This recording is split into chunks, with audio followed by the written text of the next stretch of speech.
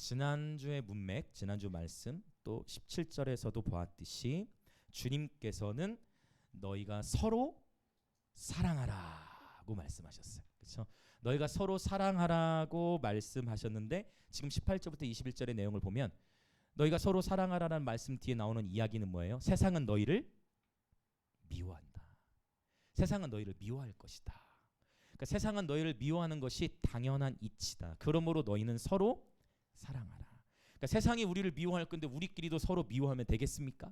그렇죠. 그래서 제가 자주 나누는 표현이지만 미움, 다툼, 시기, 질투를 버리고 우리 모두 서로 이게 너무 놀라운 진리 같아요. 근데 문제는 내가 누군가를 시기하고 있다. 시기하고 있는 사람은 자신이 시기하고 있는지를 알까요, 모를까요? 잘 모르는 것 같아요. 그러면 내가 누군가를 질투하고 있어. 그런데 나는 질투하고 있다고 생각을 할까요, 못할까요? 못해요. 때로는 내 옆에 사람이 나를 더 잘 알 수가 있어. 내 주변에 있는 사람이. 근데 내 주변에 있는 사람에게 물어봐도 그 사람은 제대로 대답할까요, 못할까요? 제대로 못하지. 그렇죠? 여러분 어떻습니까? 미움, 다툼, 시기와 질투에 대한 부분을 여러분 이것이 우리 삶에서 겪는 정말 어떻게 보면 개인적인 큰 영적 전쟁일 수 있는데 주일학교 아이들부터 제가 계속 이 부분을 가르쳐요. 그래서 여러분 축복합니다. 여러분 정말 저와 여러분 마음 안에 하나님 아버지의 사랑이 가득하여서 우리 그 하나님 아버지의 가득하신 사랑이 저와 여러분의 삶으로부터 밖으로 흘러가 우리의 가정과 학교와 일터 또 모든 이웃들을 더욱 주의 마음으로 사랑하는 저와 여러분 되기를 축복합니다. 아멘. 정말 주님의 사랑으로 넘쳐나시길 축복합니다. 자, 세상은 우리를 미워한다라고 표현을 했어요. 하나님께서는 세상을 사랑하셔서 독생자 예수 그리스도를 보내셨다고 했는데 세상은 예수님을 대적하고 예수님을 따르는 우리들도 미워하게 됩니다. 근데 이 세상이라는 단어가 굉장히 재밌는 단어예요. 자, 하나님께서는 세상을 사랑하셨는데 세상 우리를 미워하죠. 세상이라는 단어는 헬라어로 코스모스라는 단어를 쓰거든요. 들어보셨죠? 코스모스. 그렇죠. 해바라기. 네, 코스모스의 뜻이 여러 가지가 있어요. 지금 있는 세상이라는 의미도 있지만 코스모스는 질서, 네, 그리고 우주, 지구, 그리고 장식, 그리고 어떤 의미도 있냐면 화장. 그래서 화장이 영어로 어떻게 되죠? 화장품, 메이크업, 그 화장하는 행동이고 명사로 코스메틱. 맞죠? 코스메틱. 그 코스메틱이 어디서 나왔다고요? 코스모스에서. 그래서 이거 진짜예요. 잘 들어보세요. 자, 화장이라는 것은 무질서한 얼굴을 진짜예요, 여러분. 무질서한 얼굴을 어떻게 만드는 거다? 질서 있게 만드는 거예요. 어떻게 여성분들 동의되십니까? 동의 안 하실 수도 있겠지만, 네, 이게 헬라어 단어 안에 들어있는 그 의미예요. 바로 찾아보면 검색해 보셔도 됩니다. 편하게 검색해 보셔도 됩니다. 네, 그래서 화장, 장식의 의미도 있다. 굉장히 많은 의미들이 담겨져 있죠. 화장 얘기를 했더니 많이 좋아하시는군요. 네, 질서의 의미가 사실 굉장히 커요. 이 코스모스는. 근데 요한복음에서 주로 쓰인 의미는 이제 이 세상의 의미로 많이 쓰여졌겠죠. 자, 바로 이 세상이에요. 세상은 너희를 미워한다라고 표현하고 있다라는 것입니다. 세상은 저와 여러분을 박해할 수밖에 없다라고 표현했어요. 왜냐하면 바로 예수님께서 박해를 받으셨고 우리가 예수를 따르는 자들이기 때문입니다. 삶의 이유와 목적 자체가 다르기 때문에 세상은 우리를 박해합니다. 저와 여러분이 이 세상에 태어난 이유가 무엇일까요? 저와 여러분이 이 세상에 태어난 이유는 바로 이사야 43장 21절에 있는 말씀처럼 이 백성은 내가 나를 위하여 지었나니 나를 찬송하게 하려 함이니라. 아멘. 하나님은 우리를 창조하셔서 우리로 하여금 찬양받기를 원하십니다. 아멘. 그리고 사실 여기에 쓰인 히브리어는 테힐라예요. 네, 그래서 즉흥적인 새 노래, 우리가 예배 때 이렇게 새 노래로 자연스러운 반응으로 나아가는 것이 사실은 우리 인생의 목적이라고까지 예배적 관점에서 보면 그렇게도 표현을 할 수가 있어요. 이 세상 사람들의 목적은, 세상 사람들은 하나님 찬양하기 위해 태어났다는 사실을 모르고 여전히 더 나은 집, 더 좋은 차, 더 큰 명예와 쾌락을 위해 살아가죠. 가치관이 다르기 때문에 어쩔 수 없이 일어나는 충돌들이 있다라는 것입니다. 그래서 요한복음에서만 아니라 요한 1서 3장에서 형제들아 세상이 너희를 미워하여도 이상히 여기지 말라라고 말씀하세요. 맞죠? 형제들아 세상이 너희를 미워하여도 이상히 여기지 말라. 이제 예수님께서 하늘로 떠나시고 나면 세상의 미움은, 예수님을 향하던 미움은 예수님을 따르는 제자들에게 필연적으로 향하게 되어지는 것입니다. 세상이 우리를 미워할 것이기 때문에 너희는 서로 사랑하라, 이제 이거예요. 네. 그렇죠? 세상은 너희를 미워할 것이니 너희는 서로 사랑하라. 베드로는 어떻게까지 표현했냐면, 베드로는 굉장히 열정이 있죠. 베드로는 굉장히 뜨거운 사람이죠. 베드로는 어떻게까지 표현하냐면, 무엇보다도 서로 그냥 사랑하라고 하지 않고 베드로답게 얘기해요. 어떻게? 베드로답게 뜨겁게 사랑하라. 무엇보다도 너희가 서로 뜨겁게 사랑하라. 그래서 사랑은 허다한 허물을 덮느니라 라고 말씀하고 있습니다. 할렐루야. 여러분, 무엇보다도 뜨겁게 더욱 사랑하시기 축복합니다. 자, 여러분들 향해 인사합시다. 제가 더욱 뜨겁게 사랑하겠습니다. 뜨끈뜨끈 하십니까? 굉장히 좋아하는데, 여러분 뜨끈뜨끈 하십니까? 이 표현이, 사랑은 뜨거움과 연결되죠. 사랑은 뜨거움과 연결돼요. 사랑이 식었다라는 표현을 쓰는데, 그러니까 이런 걸 봤을 때 라오디게 교회를 향해서 주님께서, 야, 너희 뜨겁든지 차든지 하라는 거는 차라는 얘기가 아니에요. 그러니까 뜨겁든지 차라는 얘기 하신 의도는 뜨거워라, 그런 의미인겠죠. 그렇죠? 하나님을 향해. 근데 이것도 기가 막혀. 하나님께서 라오디게 교회에게 차든지 뜨겁든지 하라라고 말씀하신 그 배경이, 라오디게아 지역에는 온천이 흘렀어요. 온천. 근데 그 온천이 뭐 공사 중이에요? 네, 온천이 흘렀는데, 온천 물이 멀리서부터 흘러 내려와서 빌립보 지역에서부터 쭉 흘러 내려오는데, 라오디게아 지역에 도착했을 때는 물이 너무 멀리서부터 흘러 내려오니까 미지근해진 상태. 그 상태에서 목욕하면은, 미지근한 물에서는 그 온천욕이 좋습니까, 안 좋습니까? 별로 영향력이 없는 거야. 그래서 주님께서 라오디게아에 딱 그 사람들이 알아들을 수 있는 말로, 라오디게아 사람들이 이해할 수 있는 언어와 그 시대의 그 지역의 문화적 배경을 가지고 말씀하신 거예요. 너희가 차라리 뜨겁든지 차든지 하라라고 말씀하신 것이죠. 여러분, 정말 뜨겁게 사랑할 준비가 되셨습니까? 뜨겁게 사랑할 준비가 되셨습니까? 사랑은 허다한 죄를 덮느니라라고 말씀하셨어요. 허다한 죄를 덮을 준비가 되셨습니까? 이것은 어려운 거예요. 우리 인간은 본성적으로, 세상은 끊임없이 누군가를 향해 손가락질하고 끊임없이 정죄하고 판단하고 나 때문이야라고 얘기하지 않습니다. 감사합니다. 너 때문이야. 나 때문이야라고 얘기하잖아요. 세상은 끊임없이 너 때문이야. 네가 못해서 그래. 너 때문이야. 항상, 그렇죠? 타자를 향하게 돼 있어요. 마태복음 7장에서도 보면 주님은 미리 우리에게 말씀하세요. 뭐라고요? 아무도 비판하지 말라.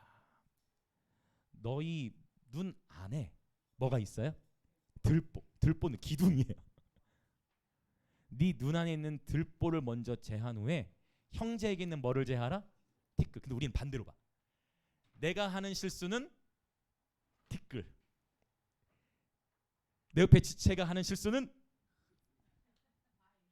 그래 되겠어. 우리는 반대로 주기. 여러분 축복합니다. 저와 여러분 안에 하나님의 사랑이 넘쳐 흘러서 관점의 변화가 일어나시길 축복합니다. 사랑은 덮어요. 사랑은 덮습니다. 그냥 그 사랑은 그리고 절대로 실패하지 않습니다. 보셨죠? 오늘 누가 들어왔죠? 남자친구? 보민이 보셨죠? 네, 많이들 반가워해 주셔서 감사해요. 제가 지난주에도 말씀드렸잖아요. 결국 보민이가 하나님의 성령에 이끌려 본인이 안 오니까 답답함을 느끼는. 물론 주중에는 제가 통한다고 말씀을 드렸지만, 사랑은 절대로 실패하지 않습니다. 그리고 우리의 렌즈를 바꿔야 돼요. 천국은 밭에 있는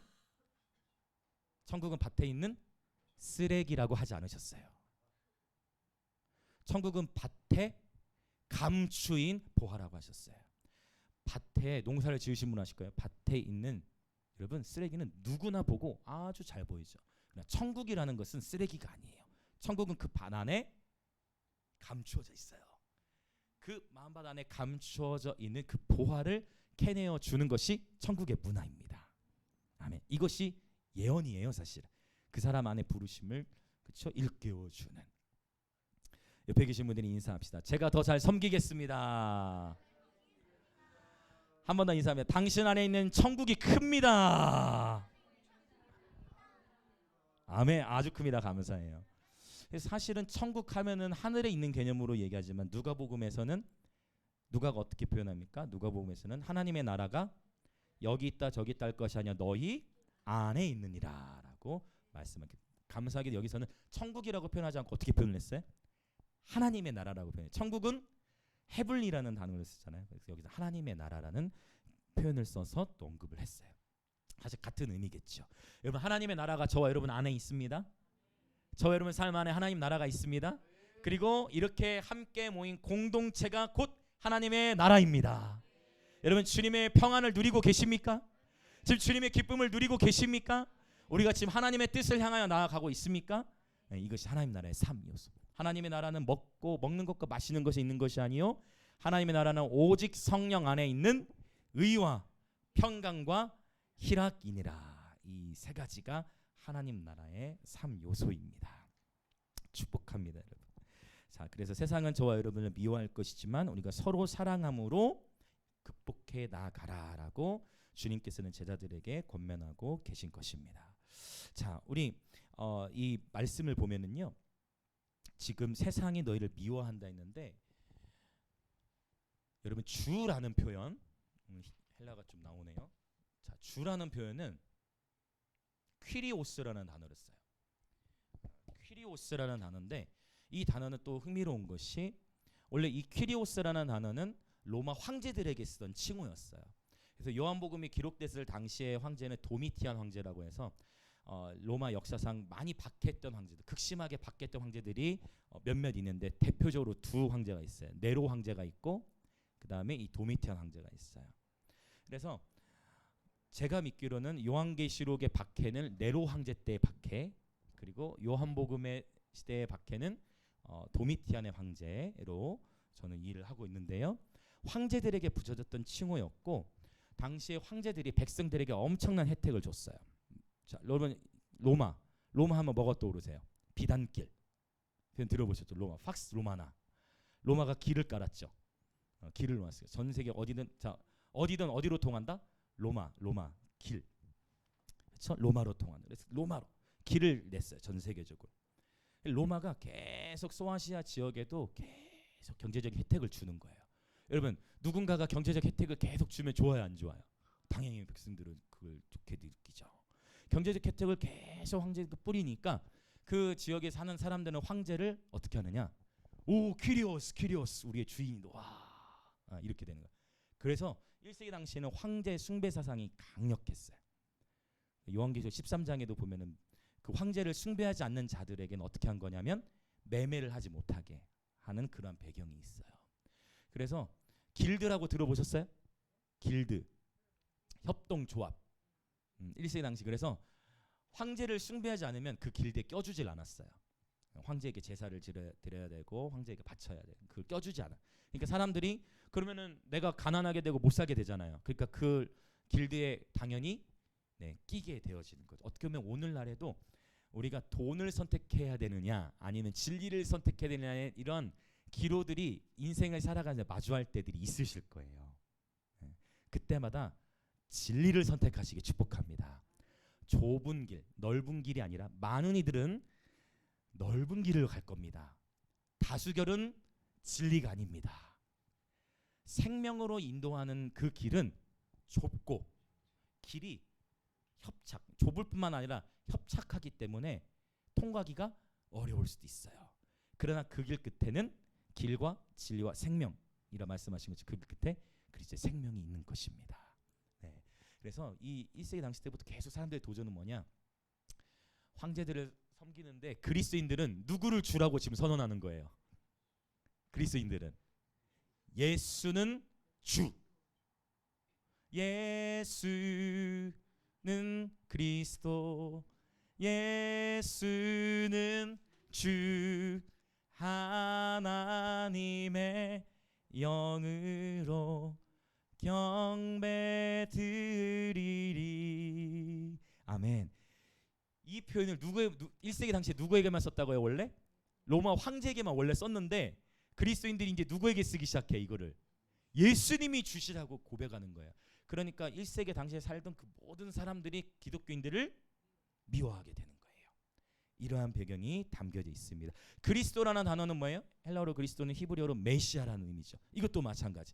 예수는 그리스도시다, 예수는 주이시다 라고 선언하는 것 자체가 당시에는 엄청난 박해를 받은 거예요. 그래서 우리가 그 유명한 로마서 10장 이게 연결되는 거예요. 이제 로마서, 로마에 있는 교회를 향해 썼죠. 제가 로마 얘기했죠. 로마서 10장 9절 10절 뭐가 있어요? 만일 내 입으로 예수를 주라 시인하면, 이게 오늘날 보면 예수, 그러니까 어떤 분들은 그럴 수 있어요.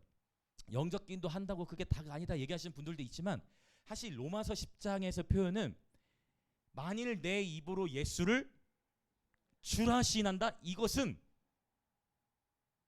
그냥 내가 대충 하는 게 아니고 당시의 상황에서 내가 내 입으로 예수를 퀴리오스 주라 시인한다, 이거는 목숨을 거는 거예요.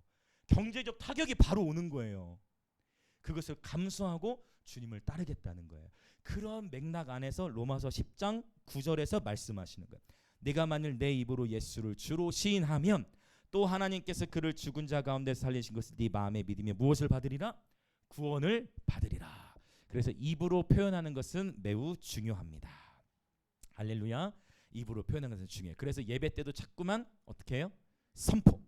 예수 그리스도께서 왕이시고 예수 그리스도께서 주이시고 예수님이 나의 전부이시다라는 선포를, 찬양한 믿음의 선포에 계속 선포하는 것입니다. 근데 이런 선포가 계속 우리 입술에 물려져 있다 보면 계속해서 우리의 삶에도 입혀지는 거예요. 할렐루야. 그래서 입술과 마음의 고백이 하나가 돼요. 오직 예수 그리스도가 저와 여러분의 삶의 주이심을 날마다 선포하는 예배들 되시길 축복합니다. 아멘. 입으로 표현하는, 그래서 굉장히 중요하다. 역시 그러면 서로 뜨겁게 사랑하라고 하는데, 사랑이라는 것도 당연히 어떻게 하는 게 좋겠어요? 사랑도, 이거 예전에 몇 번 얘기했지만, 사랑도 내 맘 알지 이거 말고 내 맘 알지 이런 거 말고, 이게 전라도 경상도 남자들만 그런 게 아니에요. 전라도도 똑같아. 제 보니까 저는 전라도에서부터 왔으니까. 거식이라는 표현 써가지고 사람 표현 잘 안 하잖아요. 여러분 표현 되어져야 돼요. 자, 이렇게 한번 또 인사해볼까요? 제가 더 많이 사랑하겠습니다. 네, 사랑합니다. 아멘. 예수 안에 사랑은 여러분 많이 표현하시길 축복합니다. 네, 말로 표현, 말이 권세, 말이고 영이죠. 말이고 생명입니다. 자, 20절을 한번 더 좀 보면 좋겠네요. 20절을 또 읽어볼게요. 다시 한번 읽어볼게요. 20절 시작. 내가 너희에게 종이 주인보다 더 크지 못한다 한 말을 기억하라. 사람들이 나를 박해하였은즉 너희도 박해할 것. 그러니까 예수님을 제대로 따르면 박해가 있다는 거예요. 예수님을 제대로 따른다라는 것은 박해를 피할 수가 없다라는 것을 말씀하고 있고요. 그러나 이 표현이 좀 어떻습니까? 종이 주인보다 더 크지 못한다? 이 말을 주님이 왜 하셨을까요? 갑자기 이 문맥에서 이 말이 왜 나왔을까? 종이 주인보다 더 크지 못한단 말? 지금 이것은 여러분 왜 주님이 이 말씀하시냐면 이거예요. 지금 박해와 관련해서 주님 말씀하셨죠? 이거예요. 여러분 이 세상의 그 어느 누구도 예수님이 받으신 멸시만큼 받진 않습니다. 주님은 지금 그것을 말씀하신 거예요. 예수님이 너희도 내가 간 길을 따라오라고 말씀하셨지만 예수님이 감당하신 십자가에 비하면 저와 여러분의 짊어질 자기 십자가의 차원은 세 발에, 물론 내 입장에서는 그렇잖아. 우리 입장, 목사님이 지금 제 삶을 몰라서 그래요. 우리 다 그래요. 우리 안에 너무나 힘듦이 있죠. 그러나 주님은 뭐라고 말씀하시는 거냐면 주님이 받으신 박해, 여러분 주님이 받으신 박해는 우리가 피할 수가 없습니다. 주님은 온 인류의 죄의 무게를 감당하시고 아무런 죄도 없으신 분이, 우리는 그래도 죄라도 짓지. 우리는 그래도 죄라도 지어가지고 그 죄로 인해서 고난도 겪고, 우리는 그래도 죄라도, 우리 주님은 아무런 죄도 없으신 분이, 아무런 흠도 없으신 분이 온 인류의 죄를 위해서 십자가를 지시고 채찍질 당하시고 멸시와 천대와 조롱을 받으시며 인류를, 온 우주를 만드신 분이, 온 우주 가운데 질서를 가져오신 분이, 온 우주를 창조하신 분이 멸시를 받으신 거예요. 지금 이 종이 주인보다 크지 못하는 표현을 갑자기 하신 이유는 박해를 주님께서 설명하실 때 예수님의 희생보다 억울하지 않다라는 것을 선언하신 거예요. 예수님께서 십자가에서 발가벗겨 죽임을 당하셨어요. 그래서 저와 여러분의 삶에 고난이 클 때 그때 예수님의 십자가를 묵상하십시오. 아멘.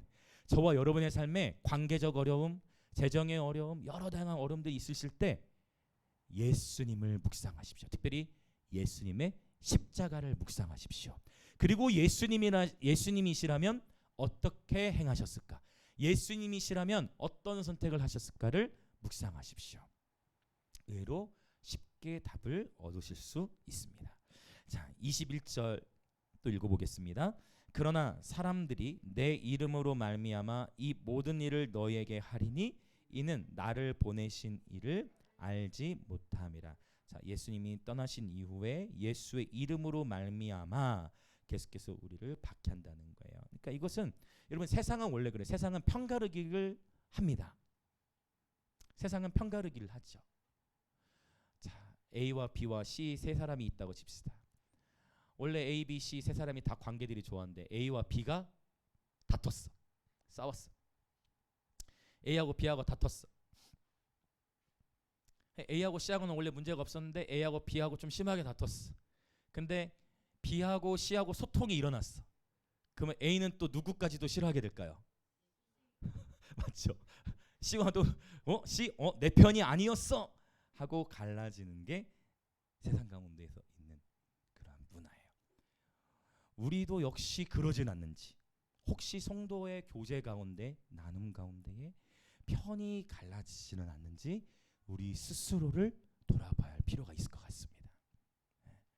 그렇죠? 주님은 서로 사랑하라고 말씀하셨어요. 사회 속에서는 우리는 다 일터에 계시면 이런 거 많이 경험할 거예요. 서로 편 가르고 갈라지는 이런 모습들을 여러분 우리는 많이 경험합니다. 바로 이거예요. 우리가 예수님 편에, 예수님을 따른다 하여서 예수님 편에 선 것만으로도 세상은 저와 여러분을 향해 미워하게 돼 있다라는 것입니다. 그러한 의미로 주님께서 말씀하고 계십니다. 자, 22절부터 25절을 또 읽어보겠습니다. 22절부터 25절 시작. 내가 와서 그들에게 말하지 아니하였더라면 죄가 없었으려니와 지금은 그 죄를 핑계할 수 없느니라. 나를 미워하는 자는 또 내 아버지를 미워하느니라. 내가 아무도 못한 일을 그들 중에서 하지 아니하였더라면 그들에게 죄가 없었으려니와 지금은 그들이 나와 내 아버지를 보았고 또 미워하였도다. 그러나 그들의 율법에 기록된 바 그들이 이유 없이 나를 미워하였다 한 말을 응하게 하려 함이라. 아멘. 21절에서 예수님께서, 사실 문맥이 굉장히 난해한 문맥이에요. 나를 보내신 이를 알지 못함이라 라고 말씀하신 이 언급이 이제 어떤 주제로 바뀌어지는 거냐면 죄에 대한 이야기로 옮겨오는 거예요. 그래서 예수님께서는 세상이 우리를 미워하는 근본적인 이유는 그들이 알지 못하기 때문인데 이 알지 못함 자체도 죄라고 표현하고 계신 거예요. 이건 무지의 죄를 의미합니다.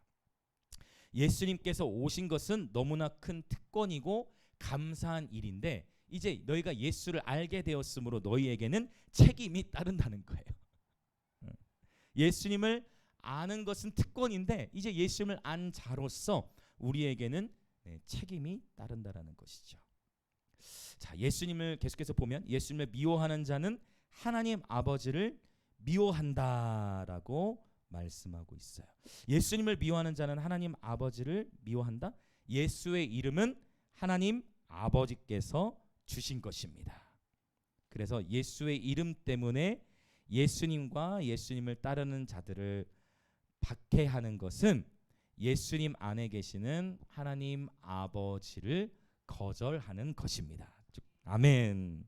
조금 어려운 표현이죠. 예수님께서 말을 되게 어렵게 써놓으셨어요. 그런데 세상이 우리를 미워한다 해서 너희가 걱정하지 말라는 거예요. 왜냐? 바로 25절이에요. 기록된 바.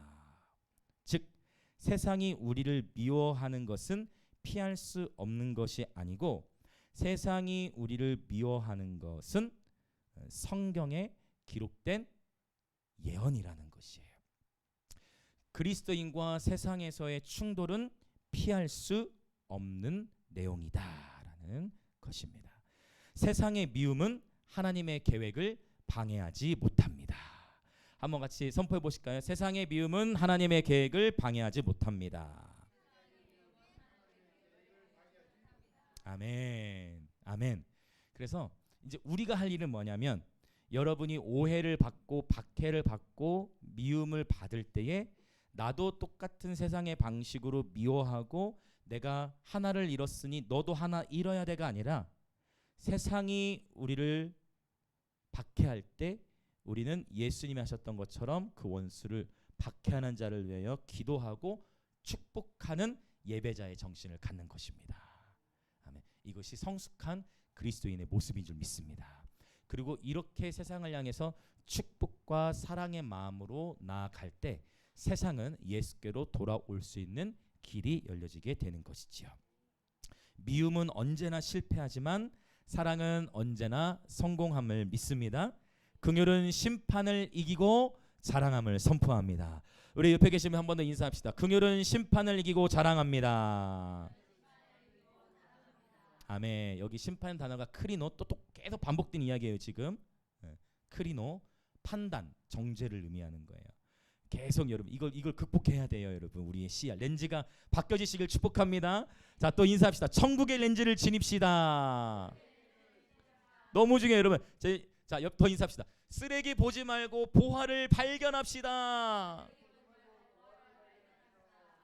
아멘. 여러분 축복합니다. 감춰져 있는 보화. 성도의 교제에서도 편가르기, 이건 세상의 문화예요. 그리스도 안에서 우리는 모두가 하나입니다.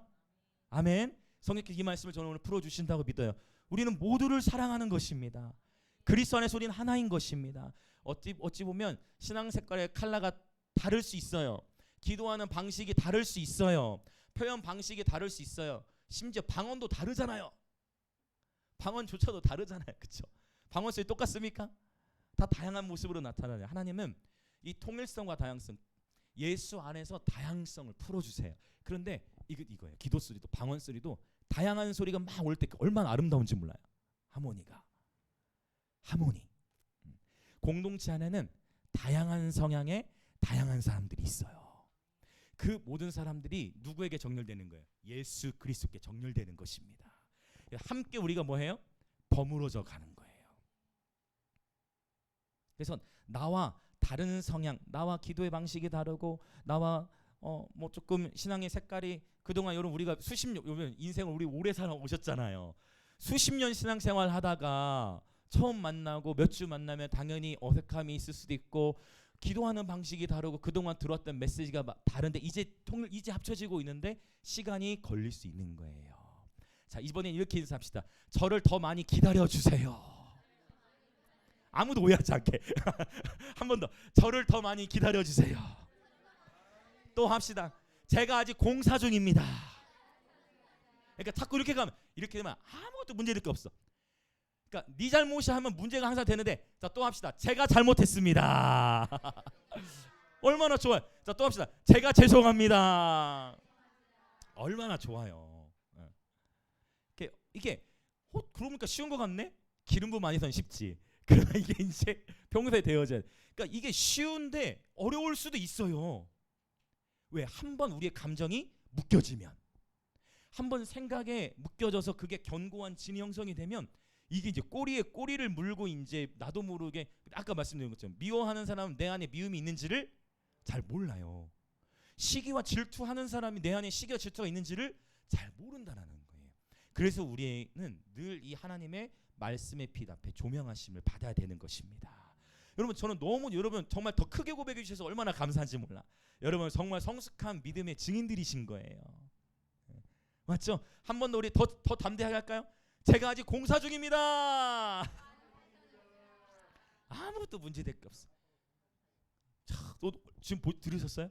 이 표현을 아빠가 아직 공사 중이라고 표현하는 것을. 와, 이 너무 놀라운 표현 아닙니까? 홍 지사님도 하실 수 있을 것 같긴 한데.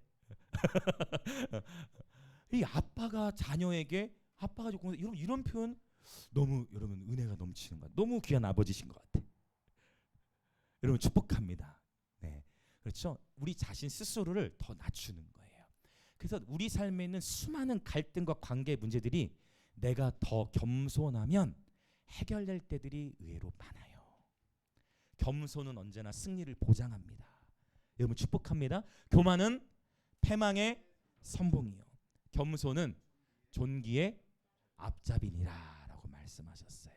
하나님은 신기하게도 교만한 자는 그분의 은혜를 거둬가세요. 하나님은 교만한 자를 물리치시고 겸손한 자에게는 그냥 은혜도 아니고 더욱 큰 은혜를 주신다고 말씀하셨어요. 여러분 주님 앞에서 겸손한 예배자가 되셔서 더욱 큰 은혜를 날마다 누리시길 축복합니다. 아멘, 아멘. 자, 이제 26절, 27절입니다. 자, 26, 27절 같이 읽겠습니다. 시작. 내가 아버지께로부터 너에게 보낼 보혜사 곧 아버지께로부터 나오시는 진리의 성령이 오실 때에 그가 나를 증언하실 것이요 너희도 처음부터 나와 함께 있었으므로 증언하느니라. 아멘. 오늘 이 부분이 굉장히 중요해요. 자, 또 보혜사가 나왔죠. 보혜사 파라클레토스.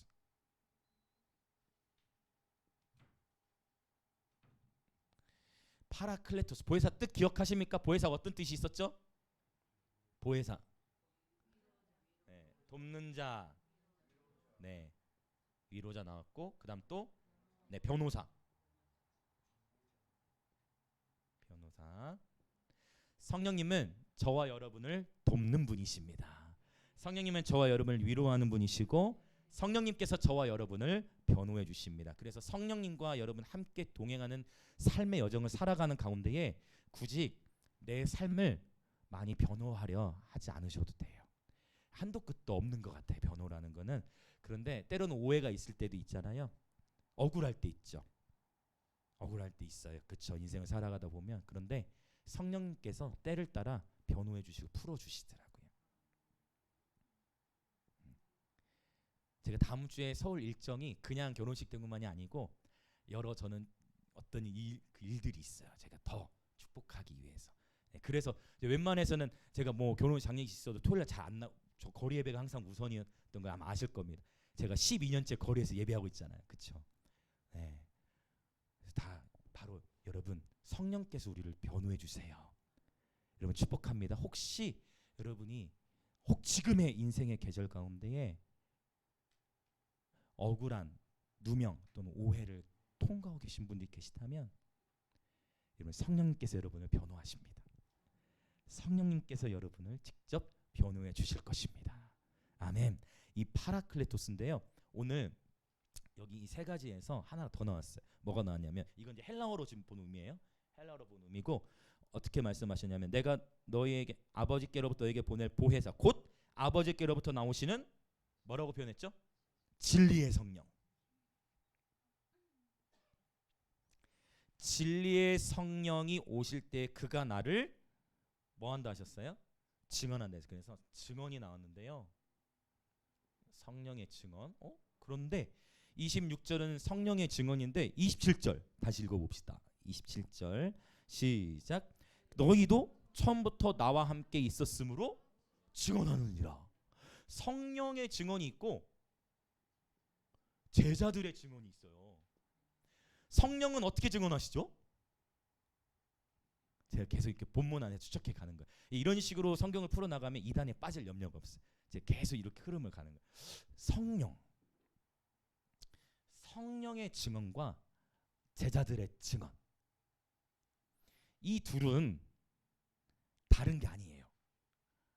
성령의 증언과 제자들의 증언은 분리되어 있는 것이 아니고 하나예요.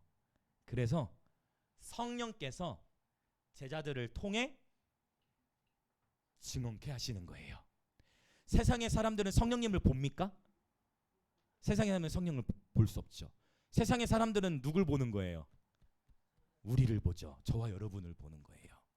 성령은 저와 여러분을 통해 증언케 하시는 거예요.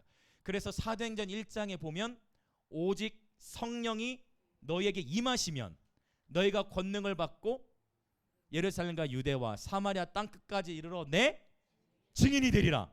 할렐루야. 성령이 우리에게 임하셔서 우리가 증언하는 것입니다. 그렇죠? 증언과 증인. 증언은 누가 합니까? 증언은 증인이 하는 것이죠. 목격자. 보고 들은 것을 증언하는 것이죠. 그래서 저와 여러분은 무엇을 증언하냐면 27절 너희도 처음부터 나와 함께 있었으므로 라고 표현하는데요. 나와 함께 있었으므로 하신 헬라어 문법으로 보면은 여기 에스테 그대로 현재 진행의 의미를 썼어요. 그러니까 계속 주님과 제자들이 함께 동행하고 있는 거예요. 여러분 무엇을 증언하시겠어요? 세상 가운데 우리가 무엇을 증언할 수 있죠? 주님과의 동행의 스토리. 예수는 주, 예수는 주이시다. 그분이 우리 삶의 주인이시다. 퀴리오스. 주님이 나의 주인이시다를 증언하는 거예요. 이 증언은 근데 누가 하냐면 주님과 함께하는 자들이, 즉 주님과 동행하는 자들이 이 증언을 할 수 있어요. 주님과 친밀함이 없이 이 증언을 할 수 있다 없다. 왜냐면 이 퀴리오스는 황제에게만 썼던 단어인데 이거를 예수님한테 쓴다? 재정적 타격이 바로 온다니까요. 그래? 그럼 너 혼자 해봐. 길드에 껴주지 않다니까. 이러한 시대 상황 속에서 퀴리오스, 예수는 주시다. 이거는 엄청난 증언인 것입니다. 여러분 축복합니다. 성령님께서는 저와 여러분의 삶을 통해 증언하기를 원하십니다. 저와 여러분의 삶을 통해 예수는 주시다라고 증언하기를 원하시는 겁니다. 한 번 더 선포할까? 예수는 주시다. 예수는 주. 예수는 그리스도. 그러고 봤더니 언제 이 고백을 많이 해요? 예수는 주, 예수는 그리스도를 우리가 어느 시간에 많이 합니까? 예배 시간에 많이 하잖아요. 그래서 예배가 곧 증언이에요. 예배가 곧 증언하는 거예요. 우리가 거리에서 예배하죠. 거리에서 예배하는 것이 곧 증언이에요. 그 증언이 곧 침례 요한이 했던 사역이에요. 요한복음 1장 우리 이미 지금 몇 달 됐죠. 요한복음 1장 쭉 갔죠. 요한복음 1장에 요한이 빛에 대하여 증언하러 왔다. 증언이라는 단어 1장에 계속 쓰면서 요한은 예수님에 대해서 증언을 계속합니다. 증언. 우리의 예배가 증언입니다. 할렐루야. 우리 또 인사합시다. 우리의 예배가 곧 증언입니다. 제가 말씀드렸죠. 말이고 영이라서 제가 계속 선포케 하는 거예요. 예배가 곧 증언인데 이러한 이야기가 자 아까 요한일서도 잠깐 얘기했지만 이제 이 부분 나누고 기도하려고 해요. 요한계시록이 1장부터 22장까지 있는데 히브리 문학의 특징이 있다고 그랬어요. 항상 가운데다가 샌드위치 기법. 빵이 위 아래에 있으면 가운데 맛있는 앙꼬를 넣는다 있죠. 1장부터 22장 중간에 11장에 누구 이야기가 나오느냐? 증인 이야기가 나와요. 이거 보고 같이 기도하려고 해요. 요한계시록 11장. 자, 요한복음도 요한이 썼죠? 요한일서도 요한이 썼죠? 요한계시록도 요한이 썼죠. 다 연결돼 있어요, 여러분. 요한계시록 11장 자 1절 같이 읽어볼까요? 네, 시작. 또 내게 지팡이 같은 갈대를 주며 말하기를 일어나서 하나님의 성전과 제단과 그 안에서 경배하는 자들을 측량하되. 일단 어떤 자들을 측량했어요? 경배하는 자들. 할렐루야. 여러분 하나님은 경배자들을 기뻐하십니다. 경배자들을 세세요. 경배자들을 세세요. 경배자들을 측량하되 2절 시작. 성전 바깥마당은 측량하지 말고 그냥 두라. 이것은 이방인에게 주었은즉 그들이 거룩한 성을 42달 동안 짓밟으리라. 성전 바깥마당이라는 것은 뜰을 의미합니다. 뜰. 맞죠? 성소. 자, 뜰이 있고 성소가 있고 지성소가 있어요. 그렇죠? 성전 바깥, 즉 여기 뭐냐면은 성소 안에서부터는 성전의 개념으로 들어가. 뜰이 여러분 그러면 뜰은 굉장히 넓어요. 그러니까 이런 성막의 구조로만 성전의 개념으로만 본다 하더라도 여러분 봅시다. 이 자리에 계신 분들 다 동일할 거야. 여러분 기왕 신앙생활 하는 것 뜰에만 머물고 싶으세요? 아니면 성소를 지나 지성소에서 하나님의 영광과 대면하고 싶으세요? 그래서 여러분 여기 계세요. 그래서 여러분이 여기 계신 거예요. 그래서 여러분이 여기 이 자리에 계신 이유는 저는 이거라고 생각해요. 네. 시스템, 화려함, 아니면 어떤 그 외 등등의 기타의 어떤 것들이 필요하다면 그곳으로는 이 공간에 여러분이 계실 수가 없어요. 얼마나 작고, 그렇죠? 외관으로 봐서 얼마나 초라하고 아무것도 아닌, 제가 여러 번 말씀드렸잖아요. 어제도 그 한 목사님께서 큰숲교회 김예준 목사님이라고, 대학원은 제 후배인데 전화가 와가지고 1년에 한 번씩 교회 탐방을 이렇게 그 가는데, 저희 교회 다음 주에 와도 되겠냐 표현을 하는데 청년부 수십 명을 데려와야 된대. 공간이 없다. 목사님 교회 왜? 뭐라고요? 목사님 영상에 보면 굉장히 넓던데요 하면서 얘기를. 예준 목사 아니야. 속는 거야. 우리 교회 오는 분들은 다 놀래. 와서 놀래. 왜요? 와서 너무 좁아서 놀래. 네, 그렇게 웃으며 얘기했는데 17일은 안 돼? 17일 우리 이전할 건데 했는데 10일 날이 딱 하는 날이래. 그렇게 얘기했는데 친하니까 표현을 한 거죠. 근데 어쨌든 여러분, 여러분이 이 자리에 오신 이유가 뜰에만 머물려면 여러분 절대 이 자리에 안 계세요. 뭐하러 이렇게 예배 시간도 길고, 뭐 이렇게 일반적으로 뭐 이렇게 예배를 뭐 3시간이나 드리고 예배 1시간 5분이면 딱 되지. 그런 걸로 가지. 여러분이, 저는 우리 지사님께서도 양산에서부터도 이제 저는 너무 또 감사해. 그것도 거리 가까워졌잖아. 이제 20분은 단축되는 거잖아요. 그래서 이제 남편분도 함께 올지어다 그러면 그냥 40분 만에 그냥 쫙 이렇게 오시는 거예요. 근데 무엇이 우리를 이곳에 모이게 했나요? 여러분 왜 이 자리에 계시나요? 여러분은 뜰을 원하지 않는 거예요. 여러분은 그 임재를 더 갈망하시는 거예요. 주님을 더 사모하기 때문에, 예수님을 더 갈망하기 때문에 여러분 이 자리에 계신 거예요. 그런데 제가 보니까 다음 세대들도 민우도 그걸 본 것 같아. 뭔가 민우 은우가 느낀 것 같아. 뭔가 느낀 것 같아. 그래 자꾸 예배 자녀가 함께하면서, 안 그래도 1박 2일 캠프 갔다가 목이 다 쉬었다 하더라고.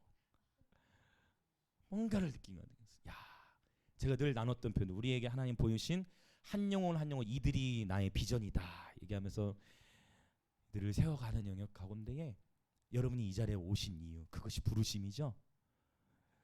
오히려 뜰이 더 위험해요. 사람들은 반대로 생각하거든요. 보통 사람들이 뭐라고 얘기합니까? 세상의 사람들이 너무 깊이 들어가지 마라. 그렇게까지 굳이 해야 돼? 너무 깊이 들어가지 마. 요새 이상해. 자꾸 집에 안 들어오고 너무 깊이 들어가지 마. 세상은 그렇게 얘기하죠. 근데 그게 더 위험해요. 왜요? 보세요. 성전 바깥 마당이 누구에게 주었다?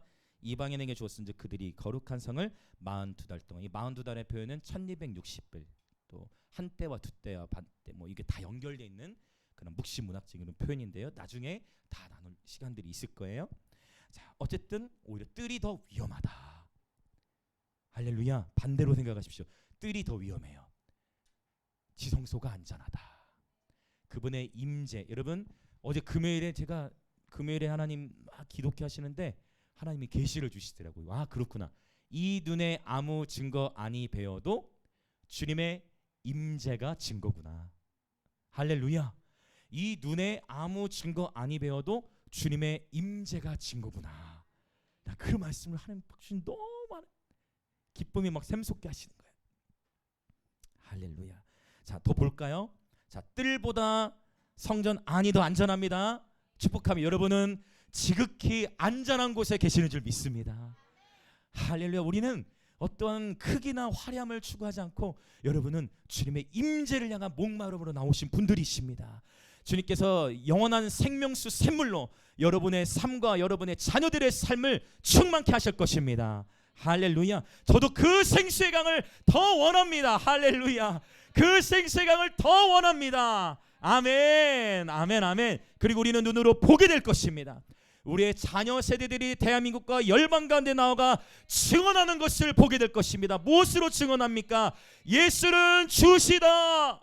예수가 왕이시고 예수가 그리스도시다 라고 우리 모든 세대가 함께 우리의 예배가 선교로 열방되어 열방을 섬기게 될 것입니다. 할렐루야. 주님을 기대합시다. 자, 더 볼까요? 그러면 왜 지금 이 1절 2절 읽었느냐? 바로 이 단어가 나오기 때문이에요. 3절 4절 시작. 내가 나의 두 증인에게 권세를 주리니 그들이 굵은 베옷을 입고 1260일을 예언하리라. 그들은 이 땅의 주 앞에 서 있는 두 감람나무와 두 촛대니. 아멘. 여러분 42달과 1260일은 사실은 같은 표현이 연결되어 있는 거예요. 그러면 뜰에 있는 사람들은 오히려 원수에게 더 공격을 받고 끊임없이 세상의 쳇바퀴 속에서 더 어려워. 아무리 열심히 살아도 자꾸만 어려움을 겪어요. 영적으로. 그런데 두 증인은 그 기간 동안에 뭐 한다는 거예요? 예언한다는 거예요. 여기서 예언은 계속 그분을 선포하는 거예요. 하나님의 나라를 선포하는 것입니다. 할렐루야. 증언하는 거예요. 그래서 뜰에 있는 자들에게도 선포하는 거예요. 예수께로 나오라. 요한계시록 18장에 보면 너희는 바벨론에서 나와라. 바벨론에서 나와라. 계속 선언하는 거예요. 바벨론 시스템에 나오라는 거예요. 세상으로부터. 근데 그 세상에 있는 사람들은 나와요? 못 나와요? 못 나온다는 거예요. 세상의 이 시스템 안에서. 왜? 나올 수가 없는 거야. 타협을 끊어내야 되는데 그게 쉽지 않다는 거예요. 근데 주님의 말씀이 정확해. 요한계시록 마태복음에 다 나와 있어요. 마지막 때가 되면 주님 재림하시기 전에 양갈래로 더 갈라진다고 했어요. 그래서 불의를 행하는 자는 계속 불의를 하게 놔두고, 그렇죠? 하나님 의를 행하는 자는 의로 계속 갈라진다. 점점. 지금이 여러분 많이 증언하셔야 될 때예요. 세상과 하나님, 뜰과 성소에서 갈까 말까 고민되어지는 영역 가운데에서 여러분이 증언하셔야 돼요. 여러분 콜링하십시오. 여러분이 증언하셔야 돼요. 예수님께로 나오라. 예수님께로 나오라. 아멘. 콜링하셔야 됩니다. 증언하라는 것입니다. 이들이 증언할 때 성령께서 능력이 가신 게 사도행전 1장과 연결되죠. 오직 성령이 너에게 임하시면 내가 권능을 받고 증인이 되리라. 자, 그런데 4절이 흥미로워요. 그들은, 그 증인은 이 땅의 주 앞에 서 있는 뭐와 같다 했어요? 두 감람나무와 두 촛대니. 5절도 한번 읽어볼까요? 5절 시작. 만일 누구든지 그들을 해하고자 하면 그들의 입에서 불이 나와서 그들의 원수를 삼켜버릴 것이요 누구든지 그들을 해하고자 하면 반드시 그와 같이 죽임을 당하리라. 이 두 증인, 이 증인들의 입에서 뭐가 나와요? 불이 나와요. 이 불이 나오는 표현을 가지고 여러분, 이 불은, 저는 이 부분을, 여기 불은 물론 실제 불일 수도 있겠죠. 그러나 제가 보기에 여기 이 말씀에서의 불은 저와 여러분은 용이 아니에요. 저와 여러분은 용이 아닙니다. 저와 여러분은 용이 아니에요. 여기서 말하는 불은, 이거는 그 구약의, 요한계시록은 구약에 굉장히 많은 비유 상징들을 썼어요. 구약의 이야기들 다 끌어서 요한계시록에 언급되는, 요한계시록이 400절이 좀 넘겠는데 그 중에 300절 가까이가 구약에서부터 인용되어 쓰인 단어예요. 그래서 여기서 말하는 불을 용처럼 불 뱉는다는 의미보다는 이건 뭐냐면 말씀을 불처럼 토하는 거예요. 할렐루야. 주님 말씀하세요. 내 말이 곧 불과 같지 아니하냐. 내 말이 곧 불과 같지 아니하냐. 반석을 쳐서 부서뜨리는 방망이와 같지 아니하냐. 하나님 이미 선지서에 다 말씀하신 거예요. 다 말씀하셔서 이게 한 번만 나오는 게 아니라, 그러니까 성경을 많이 읽으면 돼요. 일단 기본적으로 이건 중요해요. 내 말이 네 입에 있어. 내 말이 내 입에서 불이 되게 하고. 예레미야에도 나오고 에스겔에도 나오고 이사야에도 표현들이 나오고. 하나님의 말씀이 우리 입에서 뭐가 되어 나오게 한다? 불이 되어 나오게 한다. 그래서 이 여기 불은, 아, 이때 용과 같은 사람들이 나오는구나. 드래곤볼 이런 거 보신 분들은 또 생각할 수도 있겠지만 반지 제왕 이런 그런 게 아니고 여기서는 바로 말씀의 증언, 말씀의 예언을 선포하고 있는 것입니다. 여러분 축복합니다. 그러면 두 감람나무와 두 촛대가 나왔어요. 촛대 얘기가 안 났네요. 촛대는 요한계시록에서 이미 설명을 했어요. 자, 촛대가 어디에 나옵니까? 이것까지는 제가 생각을 안 했었는데 나누겠습니다. 촛대가 무엇을 상징하죠? 요한계시록 1장에 보면 예수께서 7촛대 사이를 거니시는데 그 촛대는 뭐라고 했어요? 7교회라고 했잖아요. 촛대는 뭘 상징해요? 교회를 상징하는 거예요. 그런데 저도 성서 신학자니까 요한계시록 계속 연구하면 깨달은 게 있어요. 시작할 때 몇 교회였어요? 7교회였잖아요. 그런데 지금 촛대 몇 개만 언급되고 있어요? 2 촛대만 났어요. 그 이상의 말은 제가 언급하지 않을게요. 여러분 깨어 계시길 축복합니다. 깨어 계시길 축복하고. 그럼 감람나무는 뭘까요? 이 표현도 역시 당연히 그럼 어디서 가져왔겠어요? 그렇죠. 당연히 구약에서 가져왔어요. 구약의 두 가지 본문을 오늘 나누고 같이 기도하면 좋겠는데 먼저 스가랴 4장 다 구약에서 가져온 이야기들이에요. 그래서 요한계시록을 제대로 해석하기 위해서는 충분하게 구약 성경을 이해해야 됩니다. 아까 말씀드린 400구절이 넘는데 그중에 300구절 가까이가 다 구약 성경에서부터 인용, 즉 직접 썼거나 아니면은 구약의 어떤 본문을 가져왔거나 이렇게 연결돼요. 네. 스가랴 4장 12절부터 14절 시작. 다시 그에게 물어 이르되 금 기름을 흘리는 두 금관 옆에 있는 이 감람나무 두 가지는 무슨 뜻이니까 하니 그가 내게 대답하여 이르되 네가 이것이 무엇인지 알지 못하느냐 하는지라.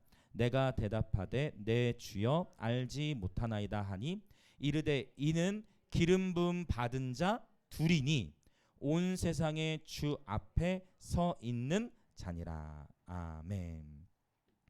기름 부음 받은 자 둘에 대해서 나오는데 이 부분도 히브리어로 보면 표현이 어떻게 되느냐? 히브리어로는요 베니 하이자르라는 단어를 써요. 베니 하이자르. 그러면 이 베니 하이자르는 어떤 베니 하이즈하르는 어떤 의미가 있냐면 베는 아들을 의미하고 베니 복수예요. 한국에는 없지만 히브리어는 벤 아들을 의미해요. 베냐민 하면 뭐예요? 베냐민 벤 아들 오른손의 아들이죠. 근데 벤이라는 건 아들이란 뜻이에요. 그 사실은 기름 부음 받는 자 둘이라는 표현이 원래 어떻게 번역이 돼야 되냐면 한번 읽어보실까요? 기름 부음의 아들들. 자, 옆에 계신 분 한번 인사합시다. 당신이 곧 기름 부음의 아들들입니다.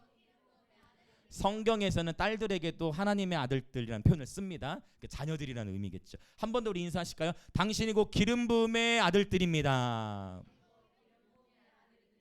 할렐루야, 이런 의미예요. 그래서 이 두 감람나무라는 것은 바로 성령의 기름 부음 안에서 증언하는 자들을 나타내는 건데 개인으로도 볼 수 있지만 또한 그렇죠. 왜? 촛대라고 했으니까. 이해되시죠? 주님은 지금 이 마지막 때 증언할 교회들을 재정렬시키고 계시는 거예요. 올바르게 증언하고 담대하게 증언할, 겸손하지만 담대하게 그리고 올바르게 증언할 교회들을 하나님 찾고 계십니다. 바로 우리 영광의 임재교회가 그런 교회가 되기를 원합니다. 오직 주님의 뜻을 숭두는 교회가 되길 원해요. 자, 한 구절 더 보고 이제 기도하겠습니다. 시편 지난주에 주중에 나눴던 말씀이 연결되겠습니다. 128편 1절부터 3절.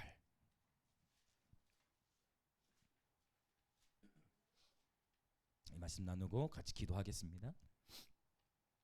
128편 1절부터 3절 시작. 여호와를 경외하며 그의 길을 걷는 자마다 복이 있도다. 내가 내 손이 수고한 대로 먹을 것이라. 내가 복되고 형통하리로다. 내 집 안방에 있는 내 아내는 결실한 포도나무 같으며 내 식탁에 둘러 앉은 자식들은 어린 감람나무 같으리로다. 할렐루야, 할렐루야. 네, 자녀 세대를 어린 감람나무 같으리로다라고 말씀하고 있어요. 여러분 정리가 되십니까? 그래서 구약의 이미지들을 다 복합적으로 가져온 것인데 감람나무는 쉽게 하면 올리브 나무인데 그렇죠? 그 올리브는 그 기름이죠. 올리브 기름. 그래서 이 결국 기름 부음의 아들들 그리고 내 식탁에 둘러앉은 자식들은 어린 감람나무 같다라는 표현은 바로 우리의 다음 세대들이 기름 부음 받은 예배자들로 일어나 증언하게 될 것을 하나님 말씀하시는 거예요. 그리고 또한 하나님은 다음 세대라는 표현을 쓰실 때 여러분 광야 이스라엘 백성들이 광야 생활할 때 1세대가 다 거의 다 죽었지만 모두가 죽은 건 아닙니다. 광야 2세대가 들어갔죠. 성경에 보면 1세대 다 죽지 않았어요. 1세대 중에 약속의 땅 들어간 사람 누가 있습니까? 아멘 할렐루야. 다 죽은 게 아니에요. 그 얘기는 뭐냐면 하나님이 다음 세대를 약속의 땅으로 인도하실 때 여호수아와 갈렙의 믿음을 지닌 자는 함께 다음 세대의 반열에 들어가는 거예요. 이것은 나이를 초월하는 개념입니다. 할렐루야. 우리 어른 세대분들도 축복합니다. 함께 하나님의 부르심의 땅으로 들어가는 것입니다. 축복합니다 여러분. 이 시간 함께 우리 기도하려고 합니다. 기도합시다. 우리의 예배가 곧 세상 속에서 증언임을 기억하기 원합니다.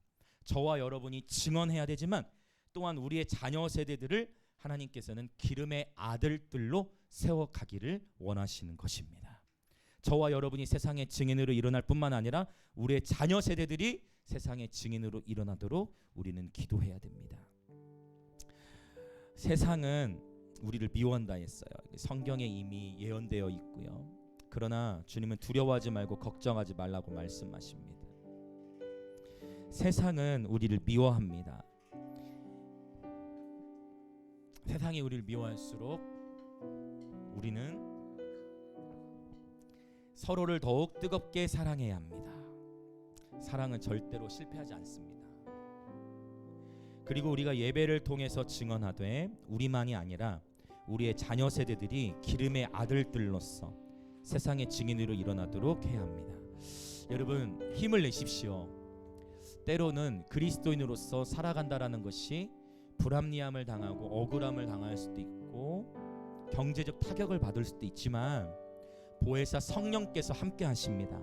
주님과의 친밀한 교제를 누리는 자들은 증언하게 될 것입니다. 영광 임재교회여 이 증인의 사명을 감당할지어다. 예배를 통해 증언할지어다. 주님과의 친밀한 교제 가운데에서 증언할지어다. 주님 그렇게 될 수 있도록 오직 성령으로 충만케 하셔서 주님의 권능 가운데에 예루살렘과 유대와 사마리아와 땅끝까지 이르러 주님의 증인의 사명을 감당케 하여 주시옵소서. 그렇게 주여 외치며 같이 기도합니다. 주여.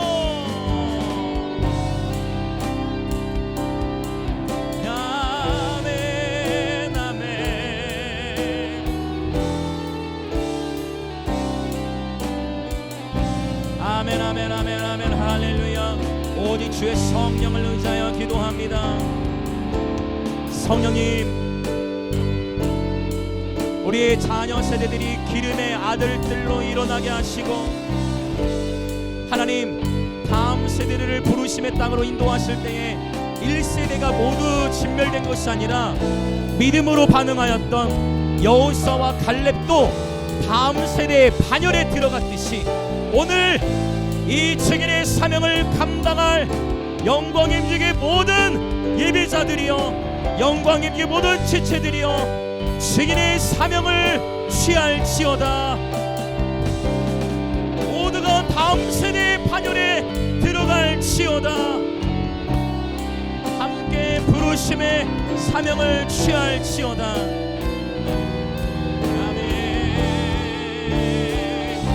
아멘 아멘 아멘 아멘 아멘 할렐루야.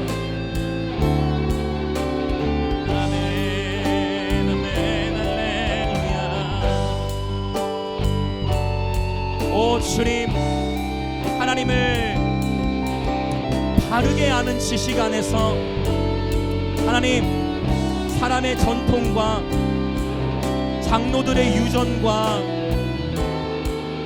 아버지 율법으로서 하나님을 섬기는 것이 아니라 하나님의 사랑하심 안에서 서로를 사랑하고 서로를 용납하고 품으며 덮으며 세워가며 존중하며 사랑하되 진리 앞에서는 담대하게 서서 하나님의 진리의 말씀을 바르고 옳게 증거하며 이 눈에 아무 증거 아니 보인다 할지라도 하나님을 향한 온전한 신뢰와 연단된 믿음을 가지고 담대히 일어나 예배하는 예배자들 되게 하여 주옵소서. 성령님, 각 사람에게 용기를 주옵소서. 성령님, 각 사람에게 믿음을 더하소서. 성령님, 각 사람에게 용기를 주옵소서. 보혜사 성령님 도우소서. 보혜사 성령님 위로하소서. 성령께서 여러분을 위로하십니다. 사람들로부터 받았던 미움, 세상은 너희를 미워할 것이다 말씀하셨어요. 성령께서 여러분을 위로하십니다. 그리고 성령께서 여러분을 변호하실 것입니다. 성령께서 여러분을 위로하시고 성령께서 여러분을 변호하실 것입니다. 아멘, 아멘, 아멘, 아멘, 아멘. 성령님, 우리에게 용기를 주시고, 오 성령님, 진리의 지식 안에서 누룩들이 깨어지게 하소서. 하나님의 말씀을 바르고 옳게 분별하여 하나님의 뜻하심대로 살아가는 그러한 증인들 되게 하여 주옵소서.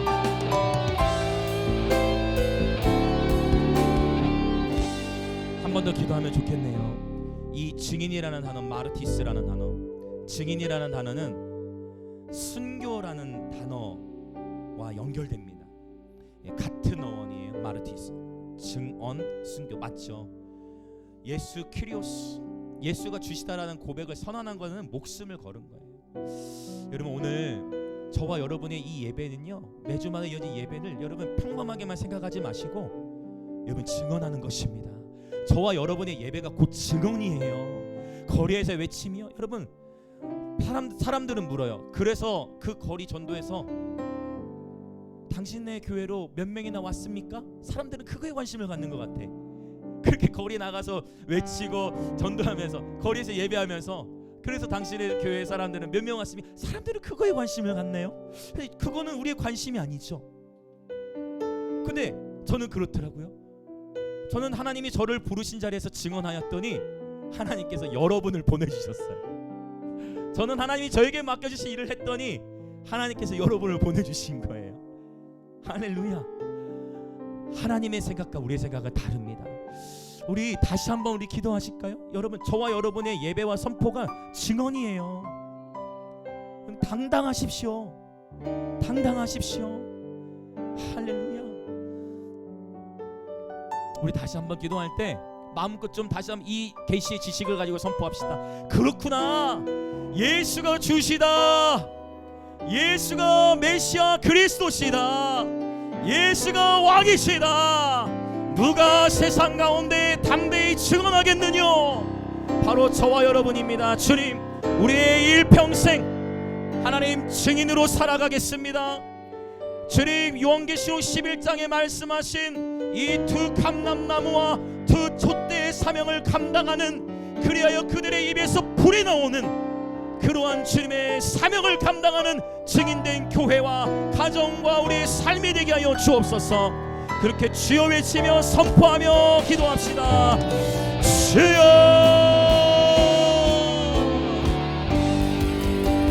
와우. 저와 여러분의 이 주여라는 외침 속에 예수가 주시다라는 선포가 들어있습니다.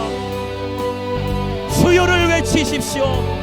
이 외침이 곧 예수가 크리오스이심을 선포하는 것입니다. 주여.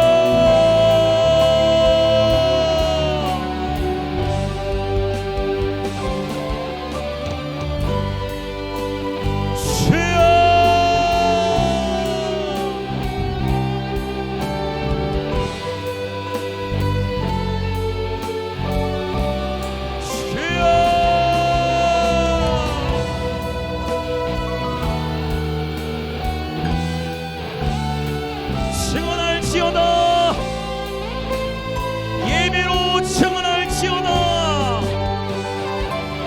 선포로 증언할지어다. 두 증인의 사명을 감당할지어다. 두 촛대의 사명을 감당할지어다. 한 번뿐인 인생 하나님의 영광을 위하여 기꺼이 드려 증인의 사명을 감당할지어다. 아멘. 할렐루야. 아멘 아멘 아멘 아멘. 성령님, 보혜사 성령님, 아버지의 증언이 곧 예수의 증언이요, 예수의 증언이 곧 성령의 증언이요, 성령의 증언이 곧 증인들의 증언이 되게 하시니, 아버지 하나님의 증언이 예수의 증언이요, 예수의 증언이 성령의 증언이요, 성령의 증언이 곧 제자된 우리들의 증인된 삶을 통하여 부러지게 하시니, 할렐루야.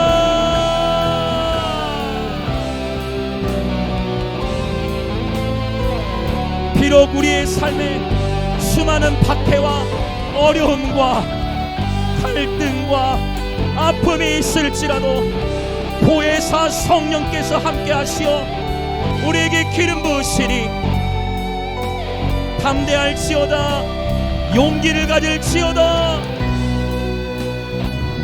이기는 자가 될지어다, 주 안에서 힘을 낼지어다, 강건할지어다. 아멘 할렐루야.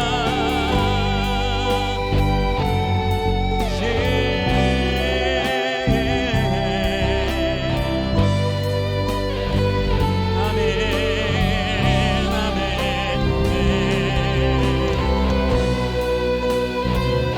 날마다 주님과의 친밀한 교제를 누리며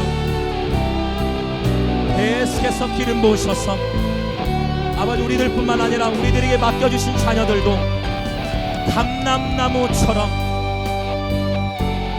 기름의 아들들, 기름의 아들들이 되어질지어다. 기름의 아들들로 살아갈지어다. 기름의 아들들로 일어날지어다. 기름의 아들들로 일어날지어다. 기름의 아들들로 일어날지어다. 아멘. 오 성령님, 우리에게 기름 부으사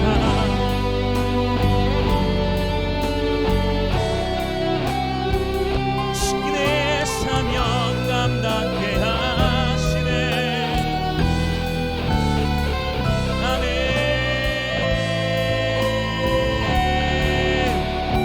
아멘 아멘 아멘 아멘 아멘 아멘. 할렐루야 할렐루야 할렐루야. 아멘 아멘 아멘 할렐루야 할렐루야.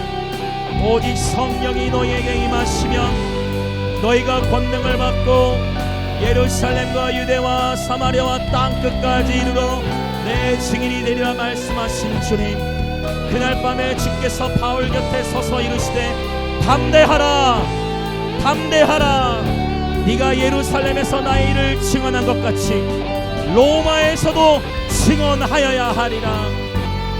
바울에게도 이 증언의 사명을 주신 하나님, 바울에게도 이 증언의 사명을 주신 하나님, 오늘 우리에게도 증인의 사명을 주시는 동일하신 하나님, 성령을 오늘 충만케 하시고 어떠한 박해나 환난 가운데서도 기쁨으로 이 사명의 길을 가게 하여 주옵소서.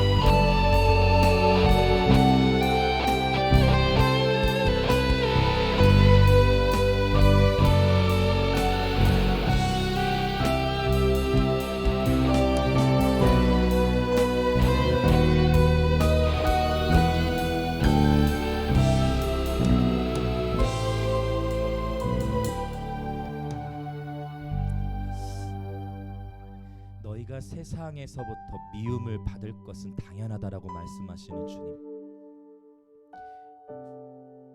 예수는 퀴리오스, 예수는 주이심을 우리가 그토록 주여 외쳤던 바로 그 외침은 이것이 곧 증언임을, 우리가 주여 하는 그 외침 자체가 예수가 주이심을 선언하는 고백임을 아버지 우리의 예배를 통해 증언케 하시고 선포를 통해 증언케 하시고 언제나 어디서나 예수가 주이심을 증언하는 그런 마지막 때 두 감람나무 두 촛대의 사명을 감당하는 증인들 되게 하시고, 나를 미워하는 자는 아버지를 미워한다라고 말씀하신 주님, 아버지의 증언이 곧 예수의 증언이요, 예수의 증언이 곧 성령의 증언이요, 성령께서는 우리들을 통하여 세상 가운데 증언하기를 원하시니 보혜사 성령님 우리와 늘 함께 하신다 말씀하셔서 감사합니다. 늘 성령으로 충만케 하시어 주님의 권능 가운데에 담대하게 그러나 겸손히 그리고 올바르게 예수가 주이심을 증언하고 주님이 우리와 함께 하심을 증언하고 하나님의 나라를 증언하여 한 번뿐인 우리의 인생 주님의 영광을 위하여 쓰임받기 원하오니 주님 그렇게 우리 영광 임직의 모든 지체들을 사용하여 주옵소서. 아버지 오늘 또 주 앞에 예물을 드립니다. 이 예물을 기뻐 받으시되 아버지 모든 이 예물을 드린 지체들에게 하늘의 신령한 복과 땅의 기름진 복으로 축복하시고 주의 몸된 교회는 북한과 감비아와 인도를 넘어 대한민국과 열방을 더욱 섬길 수 있도록 재정의 기름을 부으시되 특별히 이제 정말 성전 이전을 정말 10일 정도 남겨둔 이 정황 속에 하나님께서 모든 성전 이전에 필요한 재정을 주님의 뜻하심 가운데 공급하여 주사 아버지 모든 성전 이전이 순적하게 하시고 여호와의 전 공사가 순전히 맞춰져 순적하게 맡겨져 하나님께 영광 올려드리게 하여 주옵소서. 지금은 우리 주 예수 그리스도의 은혜와 하나님 아버지의 놀라우신 사랑과 성령 하나님의 감화 감동 교통하심이 마지막 때 증인의 사명을 감당하기로 결단하여 성령의 증언이 곧 우리의 증언이 되어 우리의 예배나 우리의 어떠한 선포나 거리에서나 학교에서나 가정에서나 어디서든지 예수가 주이심을 우리의 입술의 선포와 우리의 삶의 행동으로 담대히 증거하기로 결단하는 영광 임재의 모든 성도들과 오늘 이 예배에 참여하고 있는 그리스도의 몸의 모든 지체들 가운데에 지금으로부터 영원토록 함께 있을지어다.